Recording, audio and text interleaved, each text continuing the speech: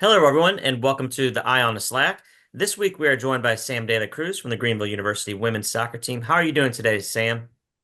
I'm doing good today. How are you doing today? I'm doing good. You've got to be doing pretty good today because earlier this week, the Panthers won their first ever outright regular season championship. Can you talk about that moment that you guys, going, sorry, 7-0-1 this year in conference play? But what does that mean for the program to win your first outright regular season championship? It's a big milestone in the program. Obviously, earlier in my collegiate career here in our sophomore year, we were able to win our first official championship. So I feel like this senior class, this overall group together has done a lot for the program in terms of like putting a name on the map somewhere, because obviously we come from a very small conference. So being able to do the little things to make it to like the NCAA tournament, it's a big deal. Um, this program was able to win it in 2019, and this is the second time in like school history that we've been able to do it. And honestly, it's a really big milestone because I mean we haven't been able to do it in so long, and we've been so close every season where we come out and we're undefeated, and then we come against Webster, Fontbonne, and then unfortunately Fontbonne's no longer in the conference, but like Webster, and then it's like just that 1-0 game, 2-1, and it feels really good. I'm sure it does. I'm sure it does.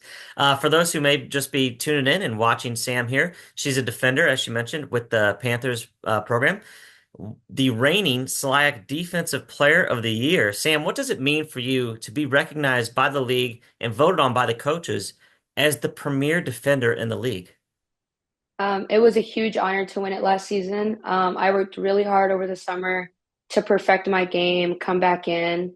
I did struggle with my knee injury the season before, so I worked a lot over the summer to re-strengthen that, to not allow it to hinder me during the season. And to be named Defensive Player of the Year was a huge honor. I worked really hard, and honestly, the support for my teammates, like during practice sessions to push myself to be better, I think that played a big part in it.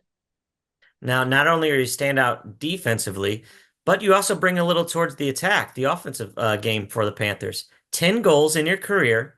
So that's quite a bit. I usually ask the players, if they remember their first goal, but that's 10 for you is pretty much at your defender position. So what I want to ask you is you have one game-winning goal out of those 10. Do you remember what the game winner was and against who? It was against Principia. I believe it was my freshman year because I was still playing forward. It was during overtime on our home field.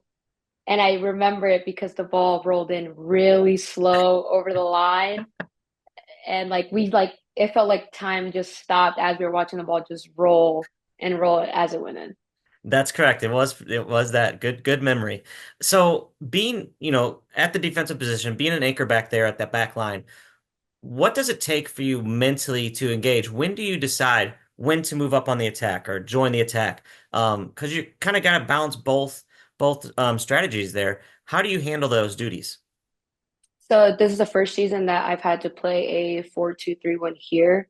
And honestly, it depends the opponent. If obviously they're playing with more attackers up top, we sit a little bit more, see which outside wingback is going to go, which one tucks in and stays.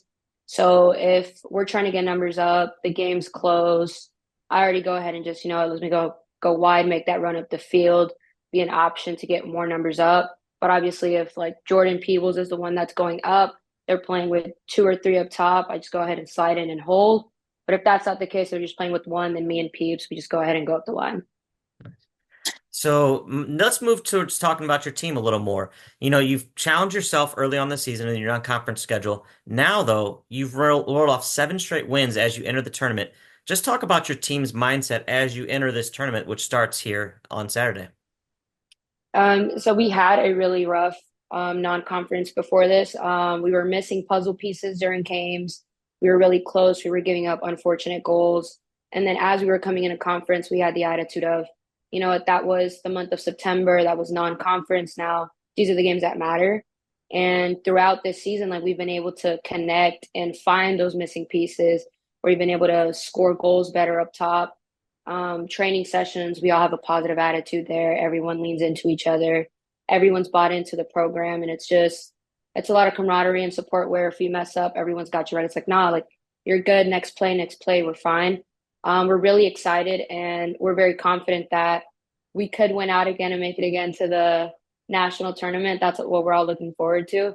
But we know we have to take care of business first on Wednesday and then wait till the final. Right. So as you mentioned there, Wednesday, you guys earned that first round bye. So this is the first year that the tournament has had actually been stretched out a little more. We're going quarterfinals on Saturday, semifinals on Wednesday, and then championship on the following Saturday. So it's been stretched out. Do you think that extra rest, how's that going to help the teams as they compete here in the postseason? I feel like it gives teams a little bit more time to analyze like little bit mistakes about whichever team you're facing, to critique a little bit of things, and then just to get a little bit more of movement, just polishing really. There's really not much you can do now in the off season that is really going to make a big change. But just being able to polish those little things, it's what makes the big difference. All right, Sam, let's move on to some Slack. 6 questions here, quick, fun questions for you. Who is your funniest teammate? My funniest teammate, I think it's Ella Ray. All right. What music gets you going? I like to listen to a lot of like Latin music before games, like Bad Bunny, like that type of music's what's my pregame playlist.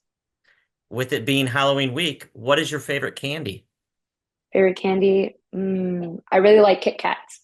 Okay. The original flavor, just the regular? The original, yes. Okay, all right. Do you have any superstitions? I do have superstitions. I have my pregame ritual where it's like I do everything like step by step by step. And I feel like when I miss a step, it's like, I'm not gonna have a good game today.